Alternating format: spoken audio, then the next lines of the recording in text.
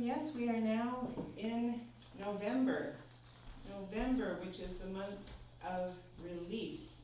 And it's also called the month of elimination. It is the power of release and elimination, the ability to cleanse, remove, deny, denounce, and let go. And this is what we are talking about for this month. This is in Charles Fillmore's The 12 Powers. And some of the things around this idea of release and elimination is, we have really great examples of this in our physical body. Of course, our breath, being able to exhale. We need to exhale in order to inhale. We also need to allow our digestive system to eliminate that which we no longer need so that we can take in the nourishment that is ours to take in. So it's a really important function in our bodies, and therefore we know it's also a really important function in our minds, clearing out the thoughts that aren't helpful to us so that we can replace them with the thoughts that are helpful. That's Charles Fillmore talks a lot about denials and affirmations, that first we deny, we denounce those things, those thoughts in our minds that are not helpful for us, that are not our ultimate truth, of our divine truth, and then we affirm from there. But first we deny, we release those things that aren't good for us so that we have room in our minds and in our hearts to enter into those things that are for our good, that are our highest truth.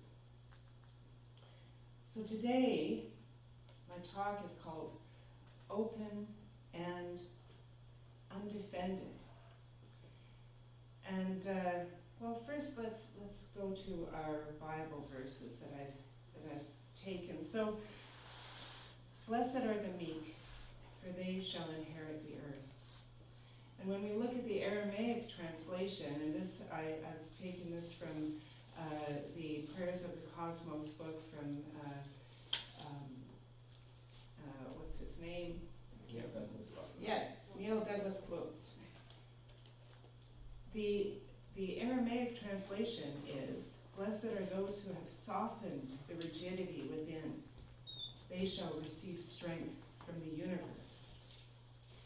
By softening our own rigidity, we have all the more strength in our lives simply by allowing in the strength of the universe. And where we really, really see this is in the idea of water.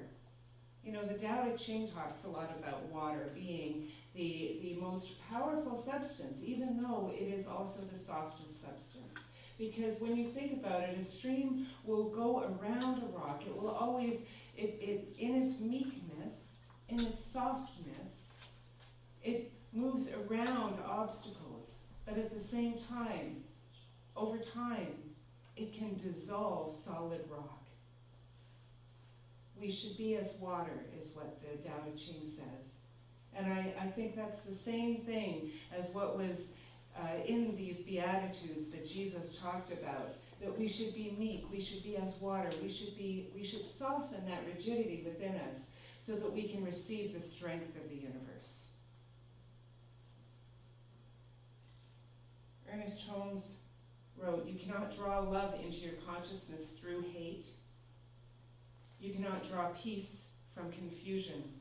You cannot see beauty through ugliness, nor hear harmony while your ears are filled with discord." And Charles Fillmore adds to that, saying that thoughts are things. They occupy space in the mental field. A healthy state of mind is attained and continued when the thinker willingly lets go the old thoughts and takes on the new. So when we let go of hate, we can take on love. When we let go of confusion, we can become the peace. When we let go of a belief in ugliness, we can see the beauty. When we let go of our own inner discord, we can find harmony in all of life around us. There's a beautiful quote that I got in it. It's a daily reader that I have, and it's all Indigenous women. It's just beautiful wisdom from Indigenous women. And the quote says, "Always look for the truth beyond the words." And that's from Agnes Whistling Elk, Jaguar Woman. And I love that, because what she's saying is that there is a deeper truth. And if we simply settle on the words, on the surface, that we don't see that deeper truth. We don't understand that there is a deeper truth, and we can't allow ourselves to deepen into that truth if we simply remain on the surface. So we need to release the surface ideas. We need to release what we think we see in front of us. Those words are really just our story. It's the story of who we think we are and who we think each other are, how we think our world is. And when we let go of our story, when we let go of that story that we so grip onto because it tells us, we think it tells us who we are, but when we let go of it, we see who we really are, each one of us. So I got this idea of the undefended heart from a Celtic greeting. And I want to talk a little bit about this Celtic greeting. I first learned this back, about maybe 18 years ago, when I was with a spiritual group. It was a pagan group here in Winnipeg. And they began each meeting with this Celtic greeting, which I think is just so beautiful. And I'll explain a little bit about what it means. But firstly, the greeting goes like this. We look into each other's eyes and we say, "I honor your gods. I drink at your well. I bring an undefended heart to our meeting place. I will not negotiate by withholding. I have no cherished outcomes. I am not subject to disappointment." Wow. And what this means is when you say, "I honor your gods," what you mean is that I honor what's important to you. What is important to you is important to me. It's kind of like that song we sing, "Your prayer is my prayer too." I honor your gods. And when we say, "I drink at your well," what we acknowledge is that we each draw from the same source, that we are each drawing from that same divine source, that living well, that living water that is the Christ, that is the divine, that is within each one of us. So we are not separate. We are each a part of the water of life. I drink at your well. And then I bring an undefended heart to our meeting place. And that undefended heart means that I set down the story that I have about myself and the story that I have about you that keeps us separate. I remove my defenses. Now, I might talk about those other lines in future weeks. I don't know, we'll see. But this has been a really powerful practice for me to use this greeting in coming together in a group. Because for me, what it does is it takes down the barriers. It says that we're all one, and that I can trust that we are one. I can trust that we are together in this. This has actually been used as a wedding greeting, where two families, warring tribes perhaps, if you think back in the day in the Celtic Europe, where warring tribes would come together and have a marriage between the daughter of one chieftain and the son of another chieftain in order to bring peace to the region, and they would speak this blessing so that they could come together in peace. This is about peacemaking. This is about wholeness. This is about oneness. This is about recognizing that we are not separate. So this idea of a defended heart, what causes us to defend our hearts? Well, for me, I know that what causes me to defend my heart is when I feel in fear. And that's all about my story. It has nothing to do with anything else. It has nothing to do with anybody else. It has nothing to do with the world around me. It has to do with the story that I'm telling about the world around me. It has to do with the story that I'm telling about who I think I am and who I think you are. and what I think this world is all about. And so for me to have an undefended heart means that I set down that story and I can say, I don't know enough to know what your thoughts are. I don't know enough to know that you might be harming or wanting to harm me. In fact, I can even go one step further and say, you know, an undefended heart for me means that I truly believe that we are all just doing the best we can with what we have in this moment. There's a book that I read, and I've talked about this a couple times, I think, but it's A More Beautiful World That Our Hearts Know Is Possible by Charles Eisenstein. And one of the first things that he says in this book, which was so profound to me, it just hit me in the heart. He said, if I were you, I would do as you do. If I were you, the you that you are right now, with all of your history and all of your DNA and all of your upbringing and all of your thoughts and feelings, I would do as you are doing. Whatever that is that I might find to be objectionable in some way, if I were you, the you that you are, I would do as you do. So how could I possibly have a judgment against that? How could I possibly be in judgment of that? So when I recognize that, I can set down my story about who I think you are. When I think about that and I truly understand the impact of that and what that means for me, I can set down my story about what I think the world is about. We are each doing the best we can with what we have and what we know in this moment. So this talk today is about release. It's about releasing that story. It's about letting go of my story enough so that I can see that there's something deeper, and that something deeper is not just me, it's also you. And that in fact, we are not separate, but we are one. And when I can get to that deeper truth, that we are one, then there is never anything left to forgive. There is never anything left to fear.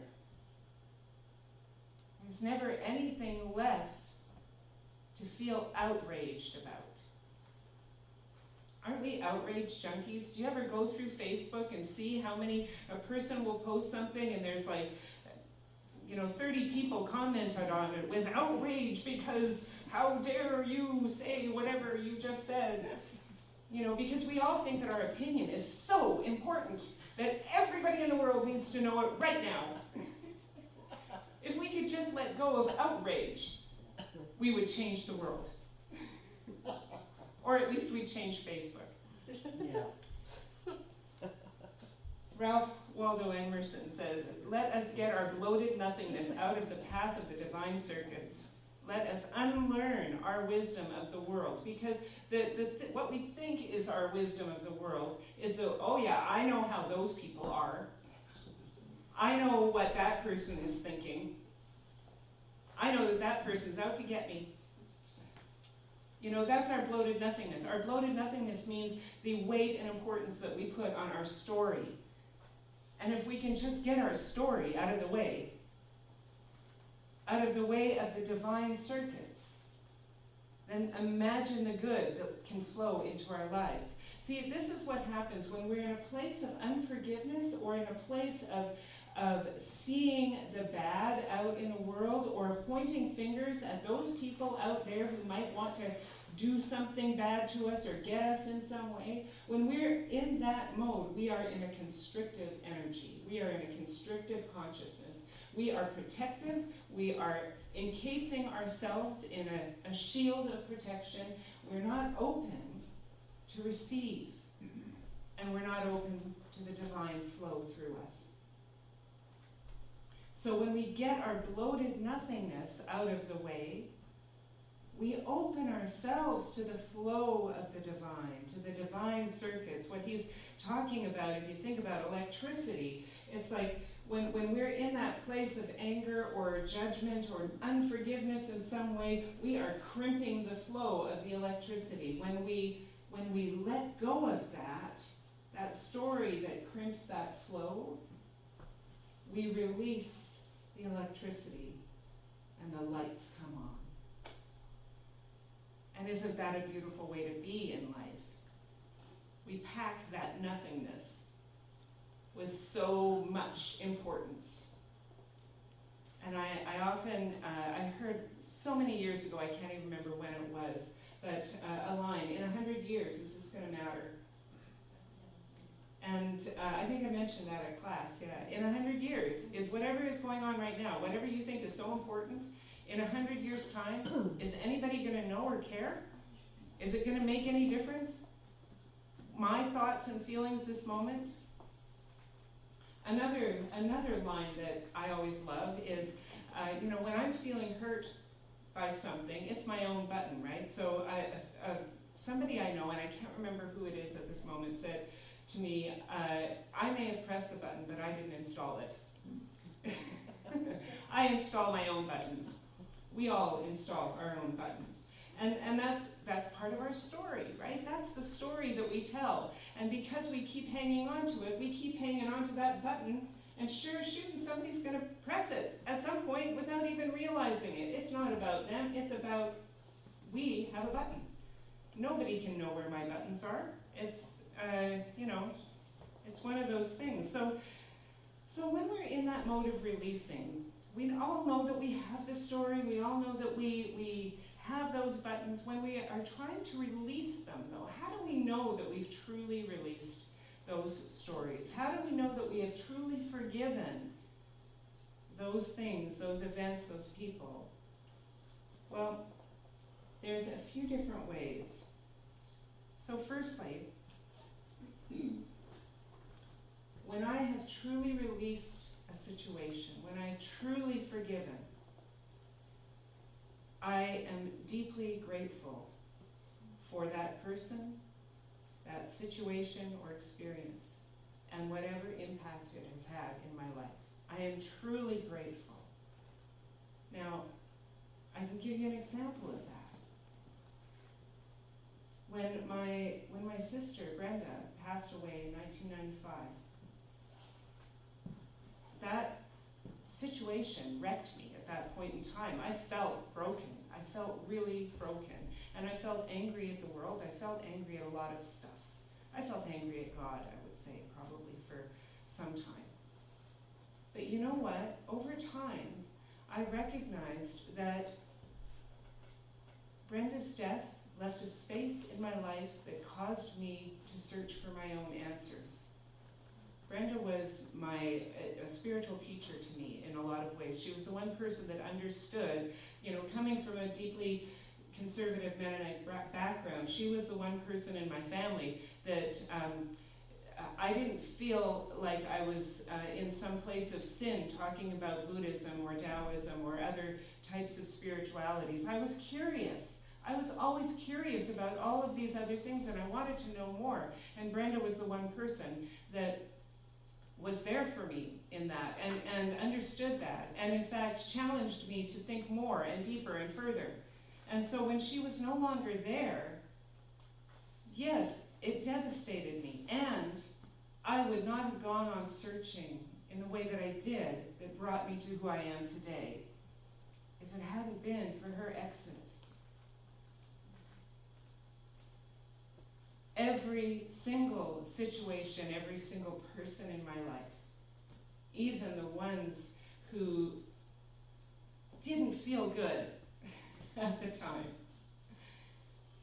even the ones that hurt a lot, even the ones that left me feeling afraid, every single one of them has been a deep and powerful blessing in my life, and has brought me to this moment right here and now. And I like who I am right here and now, so I would not give up any of that for anything.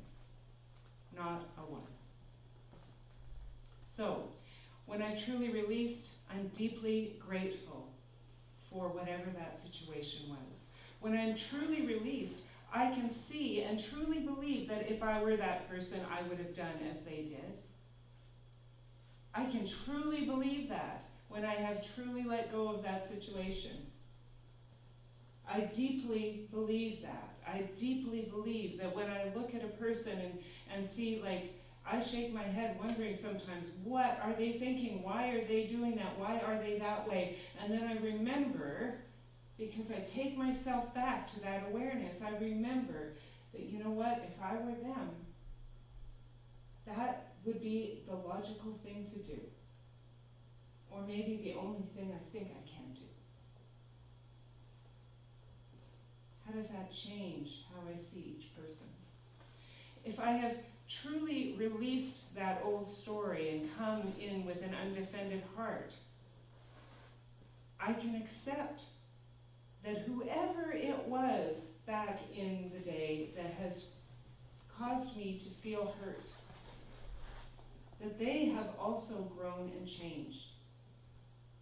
So if I meet somebody on the street that I haven't talked to or seen for 15 years, 5 years, 2 years, I know that I have grown and changed in that last 2, 5, 15 years. I know that I have become a different person. There's different cells in my body. Our bodies release our cells and grow new ones all the time.